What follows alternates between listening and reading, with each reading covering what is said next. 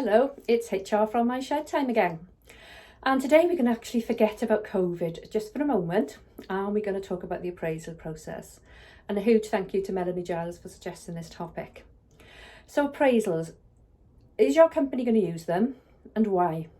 That's your first question. Please don't use an appraisal process just to fill out a form, tick box and then file away. That will actually devalue your business. It'll show that you do not value your employees, and it'll have a disengaged workforce.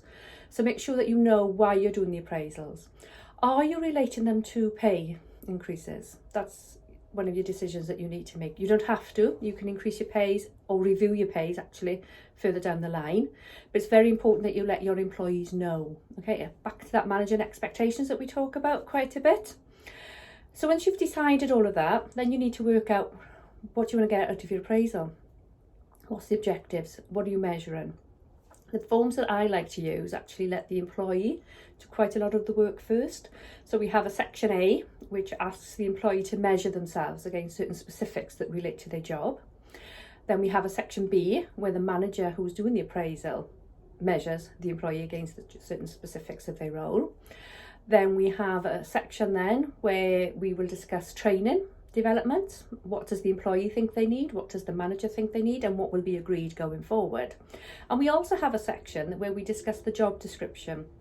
Is that job description, which to me is a very important document, is that job description still accurate? And quite frankly, usually it's not, because you would have maybe not reviewed it since 12 months previously, and we all know roles change. So I use the appraisal process as an opportunity to go through the job description with the employee, make the tweaks and then get sent out. So when we are discussing appraisals, it's important that we value them. We've actually valued the process. We set time aside for them. So if you're using the process that I suggest, we need to work out how long do we need to have for the whole process from start to finish. So that's not just the meeting, that's the form filling as well. So for argument's sake, if our appraisal is going to be 1st of March, we need to then work ourselves back a bit. When do we need to send out that original form to the employee? Maybe allow them 5 days to fill it, to complete their section and to gather any evidence to support their answers. Then that form needs to go back to the manager. They need time to fill out their section and gather any evidence. Then you need to have time in the diary. And at the moment, those appraisals may be done virtually, or you should have enough room in a workplace that 2 of you can actually sit in a meeting room, socially distanced, and carry out the appraisal. Quite obvious, but when you carry out the appraisal, don't rush it, please. Don't just say it's going to be 20 minutes, because that's ridiculous. You know, I would always allow at least 45 minutes to an hour.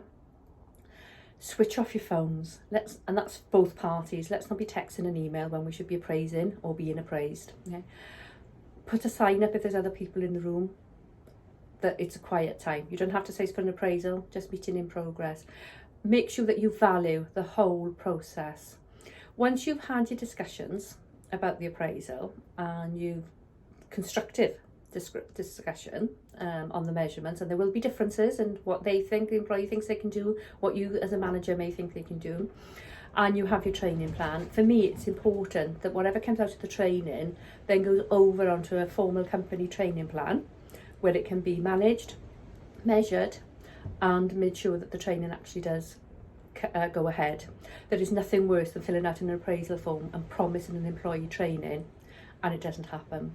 So make sure that you value the whole process. If you're not quite sure after HR from my shed advice, by all means drop me a message and we can arrange a quote to see how I can help you.